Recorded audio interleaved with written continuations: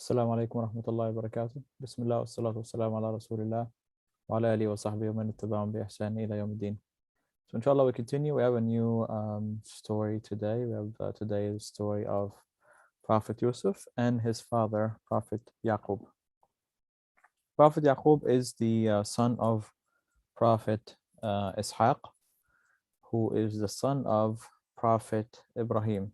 We're not told much about the story of Prophet Ishaq, and neither do we know that much about the story of Prophet Yaqub, except with his interaction with his son Yusuf, which is, this is one of the most beautiful stories. Allah mentioned it in the Quran, and He said that when He said this story to the Prophet ﷺ in the whole surah, He said that we will tell you about a story, the best of stories.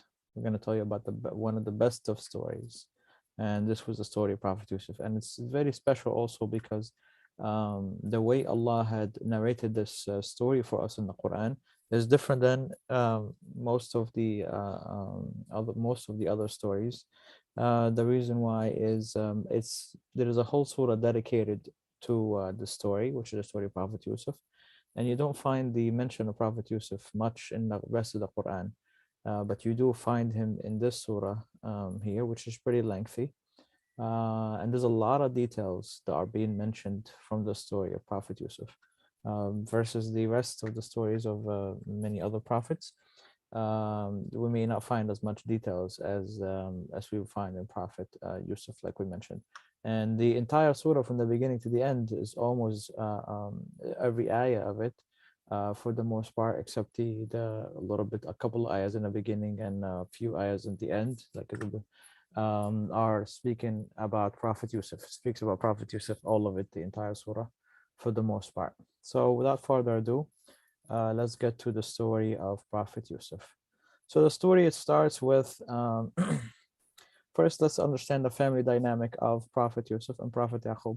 Prophet Yaqub has 11 children from one mother, and he has two sons from a different mother.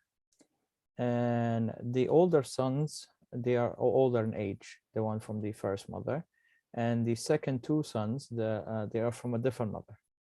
And Prophet Yaqub seems to have more inclined towards the younger boys versus the older ones. And the reason being is they seem to be closer to Allah versus the older boys.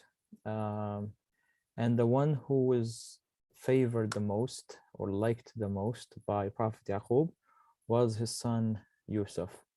And this was an apparent thing to the brothers and to the rest of the siblings at large.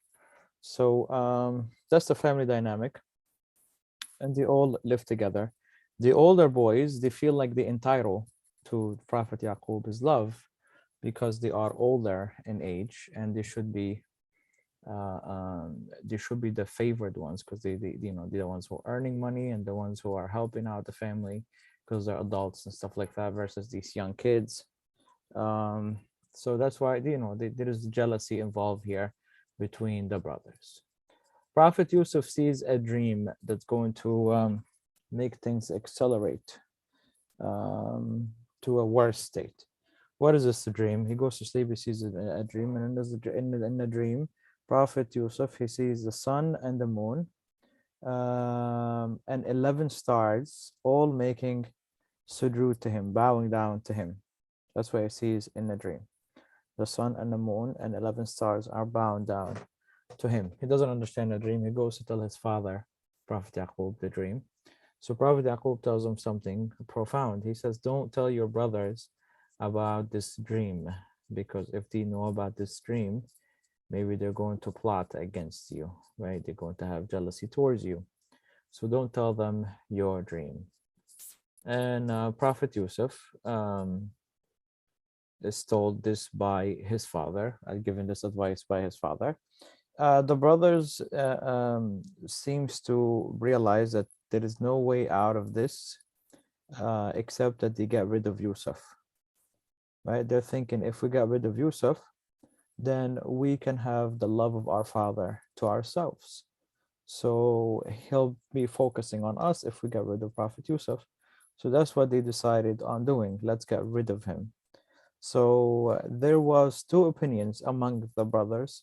Either let's kill him, or let's put him in a faraway land where nobody would know him and he wouldn't know anybody, and he would just be a lost person, and he can just grow up with these people, whoever these people are, and that's it. One of them had a different opinion. He told them that why don't we throw him in a well somewhere not too far from us, and some of the past buyers will just pick him up and take him with them wherever they're going to be. And Prophet Yusuf is young and small, so he wouldn't be able to make it back home on his own and so on. So anyway, they made a plan. They go to Prophet Yaakov to ask him to let Yusuf come with them. And Prophet Yaakov was of the habit of not letting Prophet Yusuf go with them, and that's because he would be afraid for him. He was protective over him. So they asked him, let us have Yusuf to go with us to play tomorrow, so we can have fun and we have a good time. And we'll watch him, we'll protect him. Prophet Yaqub showed his fear. He said, I don't feel safe doing so, and I feel that he may be hurt, and maybe the wolf would eat him, and I don't want this to happen. So maybe that's not such a good idea. So they said, don't worry, just let us take him, and we're going to be watching over him, and we'll make sure that he is protected. So after they insisted, Prophet Yaqub agreed, and he let them take Yusuf with them. So they took Prophet Yusuf, and now they're about to execute their plan, which is go by the well, throw him there in that well, and then go back to the father. Okay, so they decide, they find the well that they're gonna throw him in. They get together, they take him, and they take her shirt from him, and they throw him inside the well. After this, now Prophet Yusuf is in the well all alone, and they take his shirt, they kill an animal, and they soak the shirt in the blood of the animal, so they can go back to the father, right? Because now they ripped the shirt apart a little bit, and then they added a little bit of blood to it, so then they can go back to the father and say, oh, it's the wolf. The wolf ate Yusuf, and here is the shirt that we recovered, and it has blood on it, and so on. So basically, to make their plan work and their plot, so it can be believable. So they go back to Prophet Yaqub, they show him the shirt, they say, we're sorry, but the wolf did eat Prophet Yusuf, did eat Yusuf, and he ripped his shirt, he bled, he ate him, that type of thing. And Prophet Yaqub became extremely sad over the loss of his son. And he said that, there is something, and Allah is going to show me what it is. There is something. He felt something is not right. There is some sort of a plot. And he said, Allah will take care of it. And he put his trust in Allah, which is very difficult at a time like this, when he loses, his most beloved child. But nevertheless, that's why he told him, and he lets him go. Now, there were some people passing by, travelers, and these guys, they stop at the well where Prophet Yusuf is. And what are they going to be doing at the well? They're going to try to get water. So they lower the bucket to get the water, and sure enough, who comes out? A person. A person comes out in a bucket. And now Prophet Yusuf was given half of the beauty of mankind. This is very special, and we need to remember this. Prophet Yusuf is extremely beautiful. Like the Prophet ﷺ, Prophet Muhammad ﷺ told us that all of humanity are sharing one half of the beauty, and Prophet Yusuf alone was given half of the beauty. Him alone was given half of the beauty, and the rest of humanity are sharing the other half. So you can only imagine what Prophet Yusuf looks like. So when he comes out, these people, they start to think, oh, maybe this boy can be good for us. Maybe we can sell him and we can make money. At this time, slavery was, was booming, and you can sell people even if they are free. Sometimes people can claim that you are a slave, and then they sell you in the marketplace. So that's exactly what they're doing here. It doesn't matter what his status is. They're like, we just kind of sell him, and then we can make some money off of him.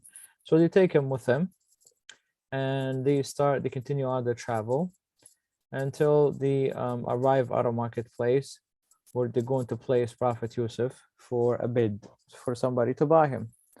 So one of the people that were there that was interested was the minister of Egypt, right? So this person have this high position in Egypt, and he saw him and he liked him and he wanted to purchase Prophet Yusuf. So he bought him for a very cheap amount of money. It seems like these people that were selling Prophet Yusuf did not really know his worth, right? Allah said in the Quran that they sold him in with such a small price, for such a small price. So anyway, he was sold to the minister of Egypt. He took him back home. He took him to his wife, right? And they live, like we said, in Egypt. And he said that maybe we can take him and we be good to him. Perhaps he can be like a son for us. He can be a son for us. That's what his intention is. We we raise him up and we keep him like a son.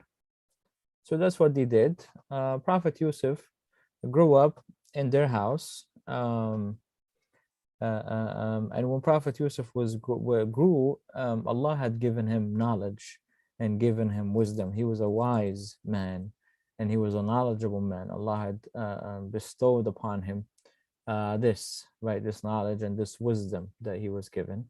And of course, Prophet Yusuf, when he grew up, he became even more handsome than before.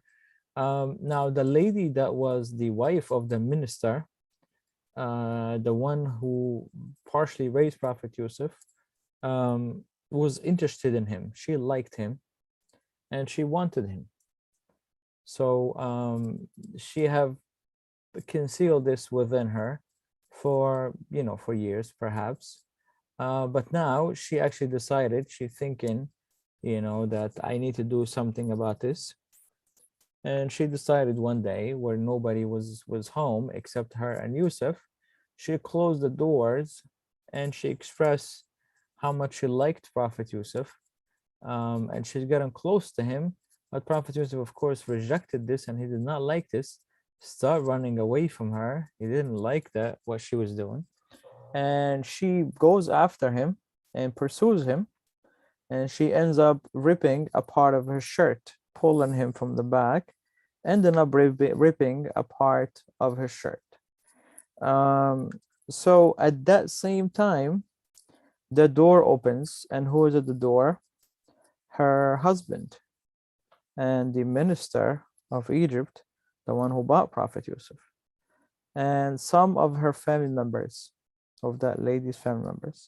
When he saw them, of course, he's in shock. What is this? What are you doing? As soon as he opens the door, she made up a story right away. And she said that, what would you do for somebody who intended evil for your family? Like, she's saying that Prophet Yusuf is the one that was trying to attack her. Of course, falsely accusing him, making lies about Prophet Yusuf, right? She's saying to him that he should be punished, a severe punishment, or thrown in jail for what he had done to your family. So Prophet Yusuf spoke and he defended himself. He said, I didn't do it. He said, she's the one that was attacking me. So one of her family members that was with the minister, he said, check if his shirt is ripped from the front, then he's the one who tried to attack her. But if his shirt is torn or torn from the back, that means she is the one who tried to attack him. So then he checked and he finds that his shirt was ripped from the back, right? So the minister checked and he finds that the red shirt was ripped from the back, and he realized that Yusuf was telling the truth, and his wife was making this up. So then he told them what? That he told her, so seek forgiveness for what you have done, okay? And he let it go, and nothing happened. Now the problem was for the wife of the minister was that the people in the city started to talk about her. They started to speak about her, and this made her upset. So every time she's walking the city, they start to speak about her. Oh, what did she do with her? What did she do to with her boy that she has? Why would she do such a thing? She tried to attack her own boy. Why would she do that? So they start talking about her. Specifically, women in the city, they started talking about her in a bad way. She did not like that, and she wanted to teach these people a lesson and to make them stop. So what she did was she did a plan. The plan was invite all these women who are talking about her to her house, and she gave them fruits. She served all of them fruits and served them knives so they can cut the fruit. And then once they all had their knives and they, all had their fruits, she asked for Prophet Yusuf to come out. So all of them, when they saw Prophet Yusuf, they were amazed at his looks, that he looks so handsome, right? They said, this cannot be a human. This has to be an angel. And it distracted them so much that they start, as they were cutting the fruit, they all start cutting themselves after cutting the fruit. Why? From how much they're distracted by the beauty of Prophet Yusuf. So that's what she wanted. She wanted to make a point to them. And she told them, you see, this is the person that you guys are claiming that I'm bad because I try to attack him. Now you see what I'm talking about. You see how handsome and, and good looking he is. This is why I wanted him, right? So then they encourage her to like pursue him even more, right? And then he said, no, I would never do such a thing. I would never do such a thing. I would rather go to jail, right, than do anything that would displease Allah. So they have after this incident, right now, because this is have confirmed the crime against the wife of the minister, to basically make the people stop talking, they have placed Prophet Yusuf in jail. They have placed Prophet Yusuf in jail. The wife of the minister have spoken to him, try to get him to put Yusuf in jail, and he agreed. Prophet Yusuf was shackled. Prophet Yusuf was placed in jail. Inshallah, we'll pause here, and next time we'll talk about what's going to happen to Prophet Yusuf in jail. What will he face? What will he meet? And how will he end up returning back to his family? And how will Allah lift up this testing and this calamity that befell Prophet Yusuf? Some of the lessons that we learn from here is, one, the trust in Allah of Prophet Yaakov. You see, Prophet Yaakov lost his son, right? But this has not affected his belief in Allah. He knew that everything is in the hands of Allah, even though there's so many siblings of Yusuf that have made this plot and plan. He trusted in Allah that he would take care of it. So he left it up to Allah, even though his heart is broken over his son. But he left it up to Allah. That's trust in Allah. Also, we see here that we're going to see that the plot of these brothers and their jealousy. You see how the jealousy have got them to do such an evil things, right? So like throwing their own brothers in the well, or even suggesting to kill him. How jealousy drove them to do such a thing, right? So this is an evil feeling, this jealousy thing. That's why the person should always try to work to clean their hearts from this jealousy. It's a disease, and it could drive the person to do a lot of evil things, like we see here with the brothers of Prophet Yusuf. Also, we see that how Allah is testing Prophet Yusuf. Yusuf did not do anything, but he turned to be a slave. He was thrown in jail, right? And why was he thrown in jail? Because he wanted to obey Allah. So imagine your feeling then. I'm trying to listen to Allah, and that's what I got. Now, he didn't think like that. It's all test from Allah, right? And if Allah loves a servant, he tests him more. So Allah loves Prophet Yusuf. That's why he was testing him more than the regular people, right? And that's how Prophet Yusuf viewed it. He viewed it as a test from Allah. He didn't view it as something bad or evil. Everything is a test from Allah. Also, we see that this woman here, her betrayal to her husband, right? And how evil is this to betray the trust and making lies and stuff like that. Of course, this is why we're commanded to lower our gaze from the opposite gender and stuff. And we see here the strength of Prophet Yusuf, that he says no to the forbidden act, and he did not want to disobey Allah in any way, shape, or form, even if he was gonna be thrown in jail. He said, "Throw me in jail, but I don't want to disobey Allah. So I would rather be in jail than disobey my Lord." Also, we see here that society is unfair. Someone good like Prophet Yusuf, why in the world was he placed in jail? Who was the oppressor? Was it Prophet Yusuf or the lady, the wife of the minister? Of course, the wife of the minister. Who ended up in jail? Yusuf, the innocent man. And who's outside living a luxurious life? It was the lady, right? So life is like this, and Allah will test us with this life, with these events that will take place. So we should not be surprised if evil prevails sometimes, right?